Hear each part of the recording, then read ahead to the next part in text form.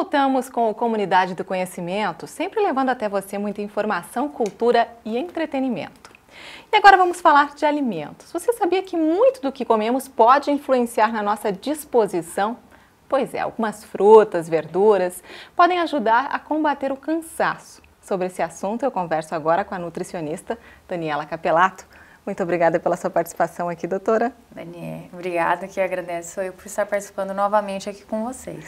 Doutora, a nossa disposição está relacionada à alimentação? Em grande parte, sim. Na verdade, assim, tem diversos fatores que podem influenciar nessa sensação de cansaço. Até uma pesquisa feita aqui com brasileiros revelou que 98% dos brasileiros relatam ter essa sensação de cansaço. Então, acaba sendo muito comum. Tem diversos fatores, pode ser por mau sono, por estresse, por fadiga do dia a dia realmente, mas a alimentação ela tem sim uma relação muito grande e pode ser em decorrência de deficiências de vitaminas, de minerais, que são as populares anemias, né, que nós caracterizamos, e por déficit de repente de macronutrientes, como principalmente o carboidrato, que está na moda ali, essa carbofobia que nós chamamos, também tem uma relação bem direta com essa sensação de cansaço. E de que forma isso pode ser reposto no nosso organismo, doutora? Bom, o primeiro fato seria a gente identificar na alimentação qual seria a deficiência e através de exames laboratoriais seria possível a confirmação dessa deficiência. Através disso, melhorar os padrões que estão, né, com essa redução para combater.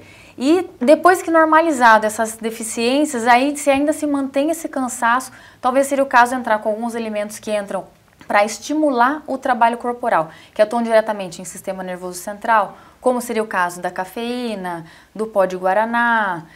Tem alguns alimentos que também atuam, como a banana, que ela acaba tendo o triptofano que atua na sensação da serotonina, sensação de bem-estar, que acabam reduzindo esse estresse do dia a dia e, consequentemente, melhorando também essa sensação do cansaço. São aqueles alimentos energéticos? Isso, esses alimentos que acabam acelerando um pouquinho o trabalho corporal, nós chamamos, na verdade, de alimento termogênico, e os alimentos energéticos seriam aqueles que fornecem calorias, fornecem nutrientes para a nossa alimentação. Dentre os energéticos, os principais que nós caracterizamos seriam os alimentos ricos em carboidratos e também os alimentos ricos em gordura. O carboidrato, hoje em dia, assim, tem-se tido um mito de que ele é muito prejudicial, tem que ser cortado da dieta para gerar redução de peso, mas, em consequência disso, muitas pessoas têm relatado sensação de cansaço, fadiga, principalmente para os praticantes de exercício. O nosso cérebro, ele acaba sendo dependente da glicose. E quando a pessoa acaba restringindo esse nutriente, essa sensação de cansaço acaba sendo inevitável. Aí a gente está falando de macarrão.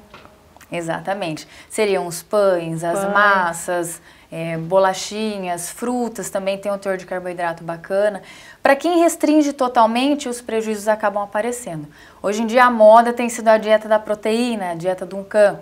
Mas, na verdade, assim, ela traz algumas reduções de peso, né, que é o desejável da maioria das pessoas, mas os prejuízos acabam sendo grandes também, principalmente quanto à sensação do cansaço. Chocolate, doutora, entra aí? Com certeza. O chocolate, ele é altamente energético por ter quantidades de açúcares e de calorias provenientes da gordura também, mas ele acaba sendo um estimulante por ter a cafeína ali presente.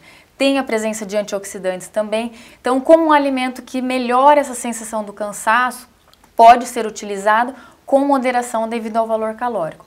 Um outro exemplo bacana seria o açaí, que às vezes as pessoas também acabam restringindo, porque tem sido bastante divulgado quanto ao valor calórico, aos cuidados que nós temos que ter, mas ele é altamente energético, então para melhorar essa sensação do cansaço, vale a pena também com moderação. Gengibre entra nessa lista, doutora? Sim, o gengibre ele não entra como energético por prover calorias, mas ele entra como, na verdade, um termogênico, que ele acelera o trabalho corporal e para quem tem essa, vamos dizer assim, a lentidão do trabalho corporal acaba tendo uma melhora na sensação de bem-estar.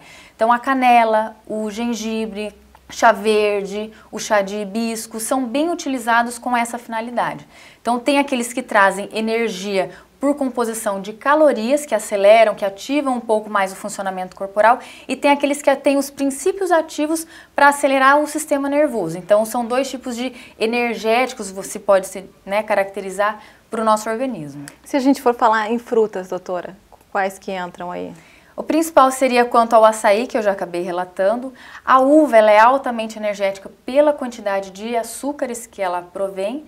A banana ela também acaba sendo caracterizada como energética e além de tudo gera a sensação do bem-estar devido a essa presença do triptofano. Eu acho que os principais que a gente poderia caracterizar... A maçã também, ela tem a caracterização de um ácido que proporciona uma sensação de bem-estar para o organismo, mas normalmente as pessoas relatam que sentem muita fome quando consomem. Então, para falar que ela seria como um benefício para fornecimento de energia, eu já acabo tendo um pouquinho de receio de afirmar. Mas fazer uma dieta, doutora, só com alimentos energéticos seria contraindicado? Daí entra no excesso das calorias. Então, tudo na alimentação tem que ser feito com o balanço. Dentro das atividades que a pessoa realiza, do que ela se propõe a fazer no dia a dia, tem as quantificações exatas. Por isso, a dieta personalizada acaba sendo mais indicada.